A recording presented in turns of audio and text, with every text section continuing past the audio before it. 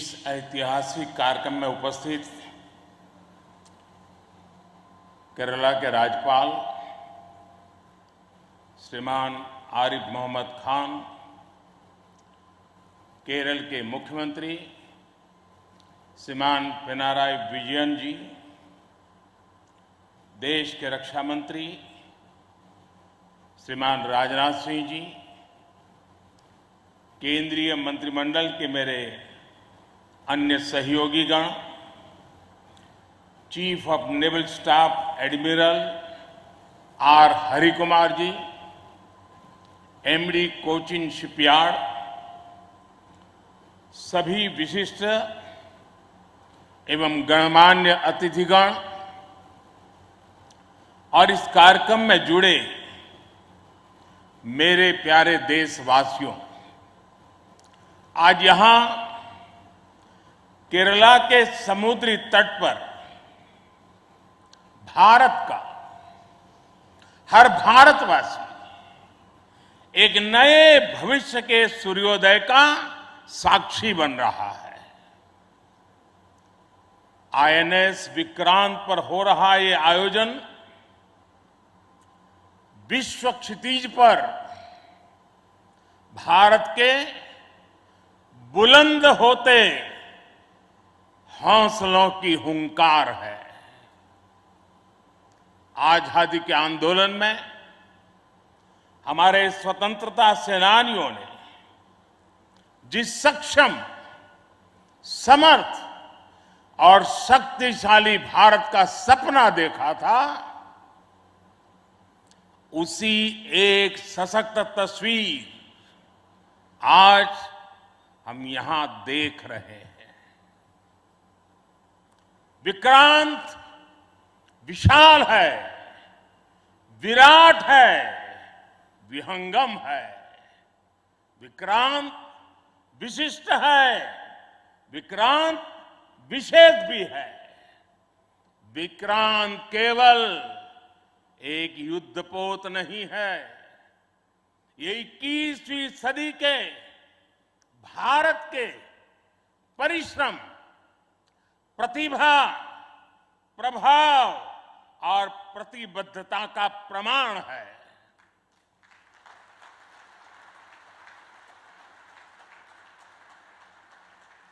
यदि लक्ष्य दुरंत है, यात्राएं दिगंत है, समंदर और चुनौतियां अनंत है, तो भारत का उत्तर है विक्रांत।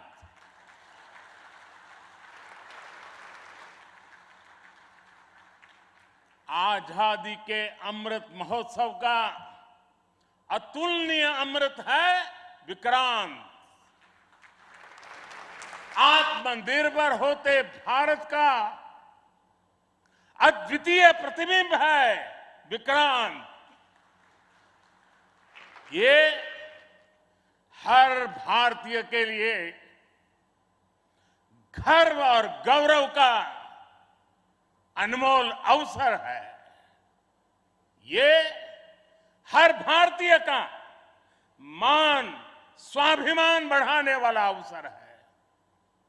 मैं इसके लिए हर एक देशवासी को बधाई देता हूं। साथियों, लक्ष्य कठिन से कठिन क्यों न हो, चुनौतियां बड़ी से बड़ी क्यों न हो, भारत जब ठान लेता है तो कोई भी लक्ष्य असंभव नहीं होता है।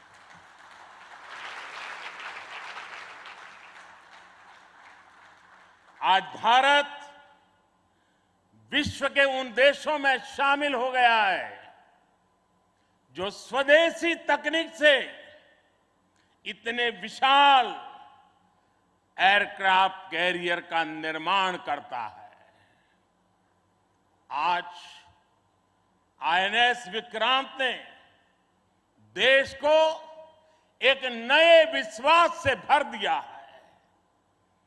देश में एक नया भरोसा पैदा कर दिया है। आज विक्रांत को देखकर समंदर की ये लहरें समंदर की ये लहरें आह्वान कर रही है, अमर्त्य वीर पुत्र हो, अमर्त्य वीर पुत्र हो, दृढ़ प्रतिज्ञ सोच लो, प्रशस्त पुण्य पंथ है, प्रशस्त पुण्य पंथ है, बढ़े चलो, बढ़े चलो, बढ़े चलो।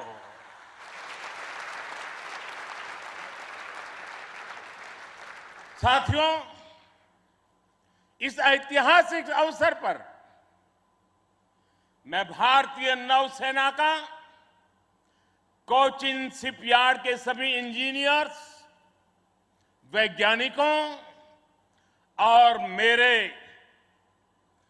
श्रमिक भाई बहनों का अभिनंदन करता हूं, जिन्होंने इस सपने को साकार किया है। केरला की पुण्य भूमि पर देश को ये उपलब्धि एक ऐसे समय पर मिली है जब ओणम का पवित्र पर्व भी चल रहा है। मैं सभी देशवासियों को इस अवसर पर ओणम की हार्दिक शुभकामनाएं भी देता हूं। साथियों, आईएनएस विक्रांत के हर भाग की अपनी एक खूबी है, एक ताकत है, अपनी एक विकास यात्रा भी है। ये स्वदेशी सामर्थ्य, स्वदेशी संसाधन और स्वदेशी कौशल का प्रतीक है। इसके एयरबेस में जो स्टील लगी है, वो स्टील भी स्वदेशी है। ये स्टील डीआरडीओ के वैज्ञानिकों ने विकसित किया, भारत की कंपनियों ने प्रोड्यूस किया। एक युद्धपोत से भी ज्यादा एक तैरता हुआ एयरफील्ड है, एक तैरता हुआ शहर है। इसमें जितनी बिजली पैदा होती है, उससे 5000 घरों को रोशन किया जा सकता है। इसका फ्लाइट डेक भी 2 फुटबॉल ग्राउंड के बराबर है। विक्रांत में जितने केबल्स और वायर्स इस्तेमाल हुए हैं, वो कोची से शुरू हो तो काशी तक पहुंच सकते हैं।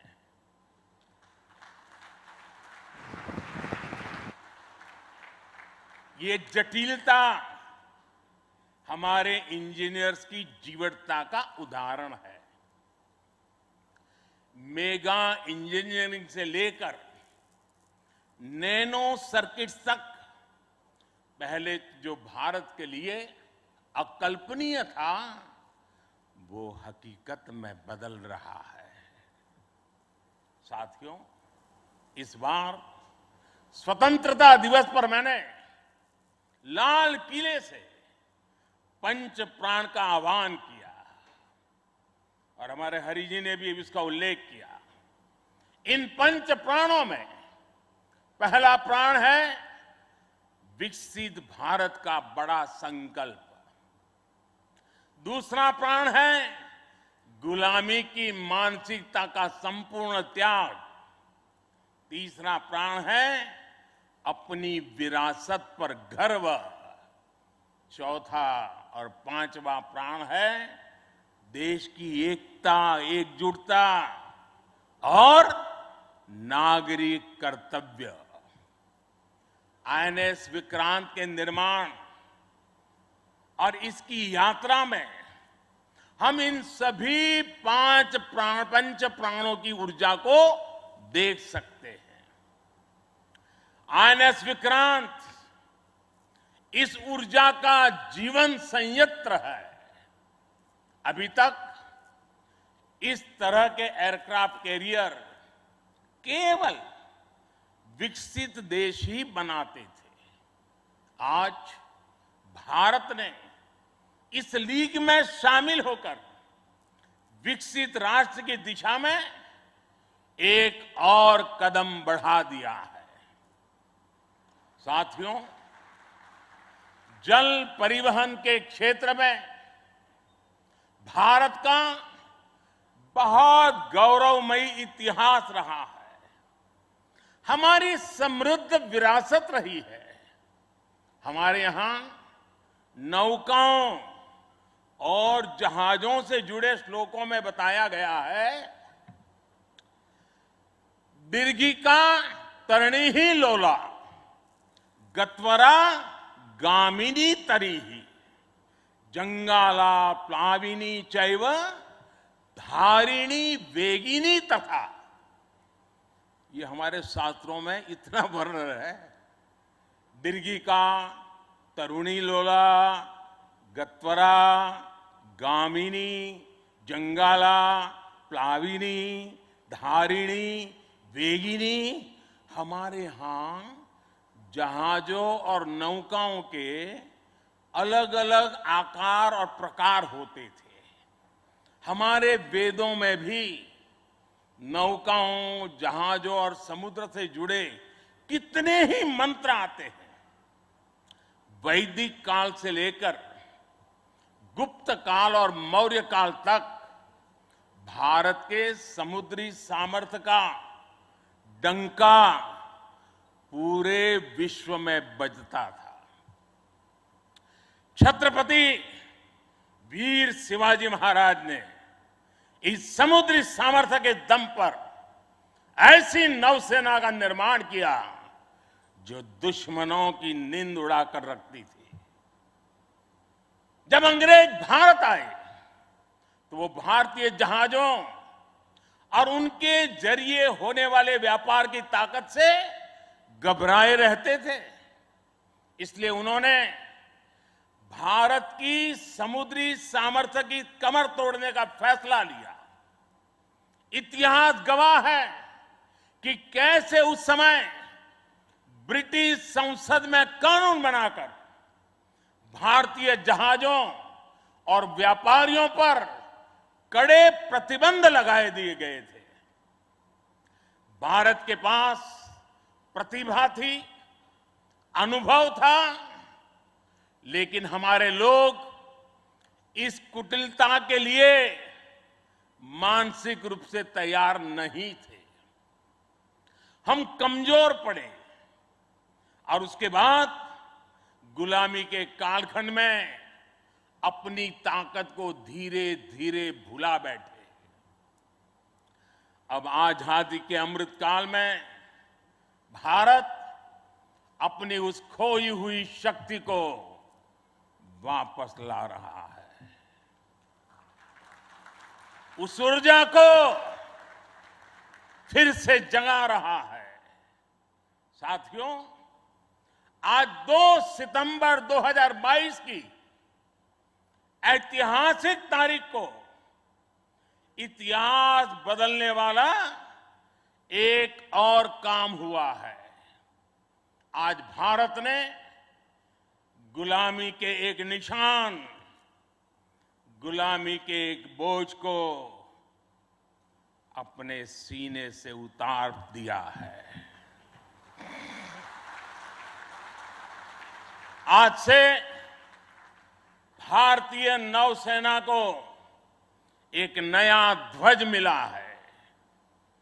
अब तक भारतीय नौसेना के ध्वज पर गुलामी की पहचान बनी हुई थी, लेकिन अब आज से छत्रपति शिवाजी महाराज से प्रेरित नौसेना का नया ध्वज समंदर और आसमान में लहराएगा।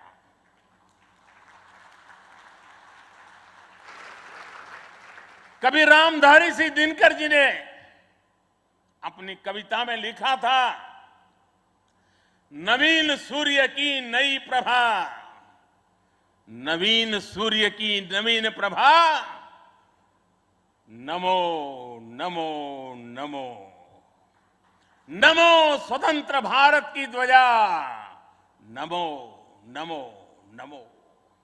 आज इसी ध्वज वंदना के साथ मैं ये नया ध्वज नौसेना के जनक छत्रपति वीर शिवाजी महाराज को समर्पित करता हूं।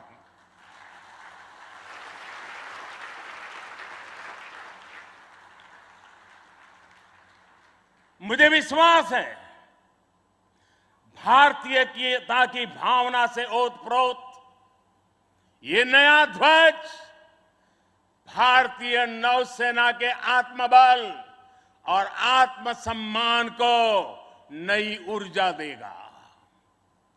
साथियों, हमारी सेनाओं में किस तरह बदलाव आ रहा है, उसका एक और अहम पक्ष मैं सभी देशवासियों के सामने रखना चाहता हूं। विक्रांत जब हमारे समुद्री क्षेत्र की सुरक्षा के लिए उतरेगा तो उस पर नौसेना की अनेक महिला सैनिक भी तैनात रहेगी। समंदर की अथाह शक्ति के साथ असीम महिला शक्ति ये नए भारत की बुलंद पहचान बन रही है। मुझे बताया गया है कि अभी नेवी में करीब 600 महिला ऑफिसर्स हैं, लेकिन अब इंडियन नेवी ने अपनी सभी शाखाओं को महिलाओं के लिए खोलने का फैसला किया है। जो पाबंदियां थी वो अब हट रही है। जैसे समर्थ लहरों के लिए कोई दायरे नहीं होते, वैसे ही भारत की बेटियों के लिए भी अब कोई दायरे या बंधन नहीं है।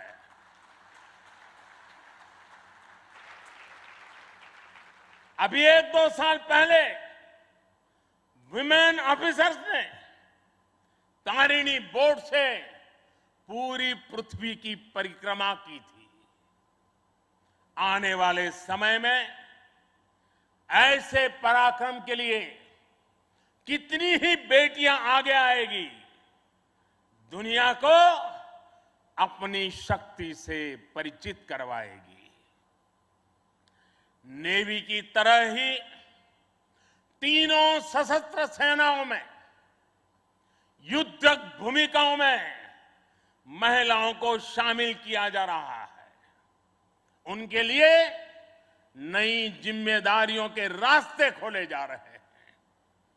साथियों, आत्मनिर्भरता और आजादी को एक दूसरे का पूरक कहा जाता है। जो देश जितना किसी दूसरे देश पर निर्भर है, उतना ही उसके लिए संकट है। जो देश जितना आत्मनिर्भर है, वो उतना ही सशक्त है। कोरोना के संकट काल में हम सभी ने आत्मनिर्भर होने की इस ताकत को देखा है, समझा है, अनुभव किया है। इसलिए आज भारत आत्मनिर्भर होने के लिए पूरी शक्ति से काम कर रहा है। आज अगर अथाह समंदर में भारत की ताकत का उद्घोष करने के लिए आईएनएस विक्रांत तैयार है, तो अनंत आकाश में यही गर्जना हमारे तेजस कर रहे हैं। इस बार 15 अगस्त को पूरे देश ने लाल किले से स्वदेशी तोप की हुंकार भी सुनी है। आजादी के 75 साल बाद सेनाओं में रिफॉर्म करके भारत अपनी सेनाओं को निरंतर आधुनिक बना रहा है, आत्मनिर्भर बना रहा है। हमारी सेनाओं ने ऐसे उपकरणों की एक लंबी लिस्ट भी बनाई है जिनकी खरीद अब स्वदेशी कंपनियों से ही की जाएगी। डिफेंस सेक्टर में रिसर्च और डेवलपमेंट के लिए 25% बजट भी देश की यूनिवर्सिटीज और देश की कंपनियों को ही उपलब्ध कराने का निर्णय लिया गया है। तमिलनाडु और उत्तर प्रदेश में 2 बड़े डिफेंस कॉरिडोर भी विकसित हो रहे हैं। डिफेंस सेक्टर में आत्मनिर्भरता के लिए उठाए जा रहे इन कदमों से देश में रोजगार के अनेकों नए अवसर पैदा हो रहे हैं। साथियों, एक बार लाल किले से मैंने नागरिक कर्तव्य इसकी भी बात कही है। इस बार मैंने उसको दोहराया भी है। बूंद बूंद जल से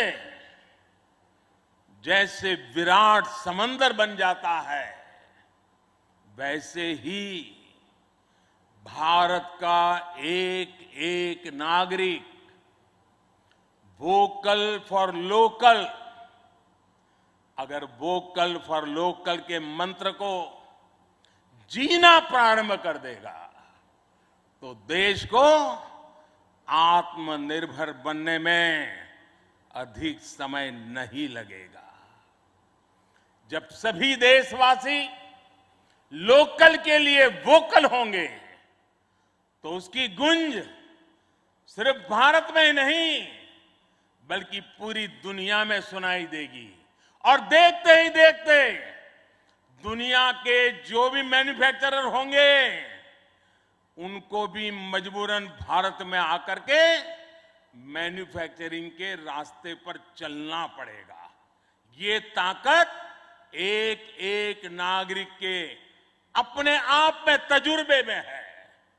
साथियों, आज जिस तेजी से वैश्विक परिवेश बदल रहा है, वैश्विक परिदृश्य बदल रहा है, उसने विश्व को मल्टीपोलर बना दिया है। इसलिए आने वाले समय में भविष्य की गतिविधियां और सक्रियता का केंद्र कहां होगा, ये भविष्य दृष्टि बहुत जरूरी हो जाती है। उदाहरण के तौर पर पिछले समय में इंडो पैसिफिक रीजन और इंडियन ओशन में सुरक्षा चिंताओं को लंबे समय तक नजरअंदाज किया जाता रहा, लेकिन आज ये क्षेत्र हमारे लिए देश की बड़ी रक्षा प्राथमिकता है। इसलिए हम नौसेना के लिए बजट बढ़ाने से लेकर उसकी क्षमता बढ़ाने तक हर दिशा में काम कर रहे हैं। आज चाहे ऑफशोर पेट्रोल वेसल्स हो, सबमरीन्स हो या एयरक्राफ्ट कैरियर्स हो, आज भारत की नौसेना की ताकत अभूतपूर्व गति से बढ़ रही है। इससे आने वाले समय में हमारी नेवी और मजबूत होगी। ज्यादा सुरक्षित सी लेन्स, बेहतर मॉनिटरिंग और बेहतर प्रोटेक्शन से हमारा एक्सपोर्ट, मैरीटाइम ट्रेड और मैरीटाइम प्रोडक्शन भी बढ़ेगा। इससे केवल भारत ही नहीं बल्कि दुनिया के दूसरे देशों और विशेषकर हमारे पड़ोसी मित्र राष्ट्रों के लिए व्यापार और समृद्धि के नए रास्ते खुलेंगे।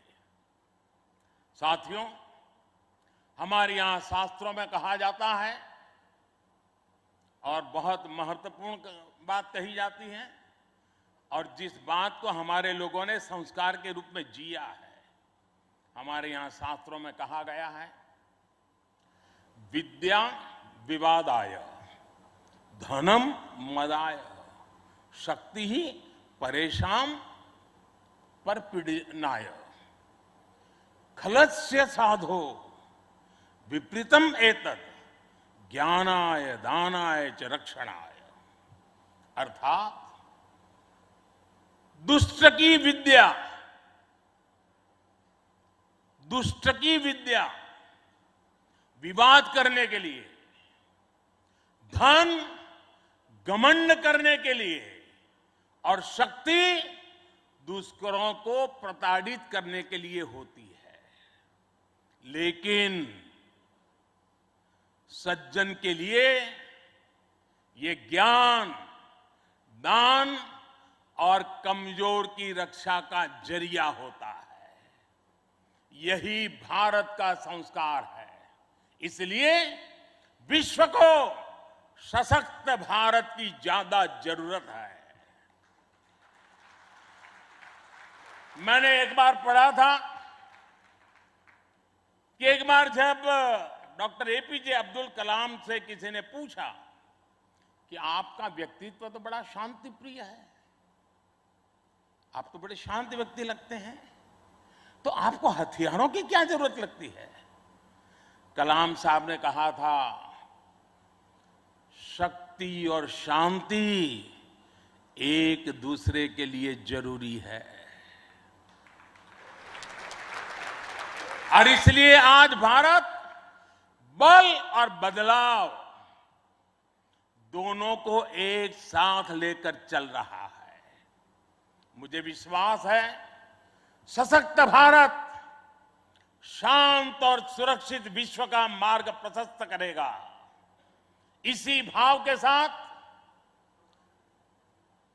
हमारे बहादुर जवानों को, वीर सेनानियों को आदरपूर्वक उनका गर्व करते हुए आज के इस महत्वपूर्ण अवसर को उनकी वीरता को समर्पित करते हुए आप सबका मैं हृदय से बहुत बहुत धन्यवाद करता हूं। जय हिंद।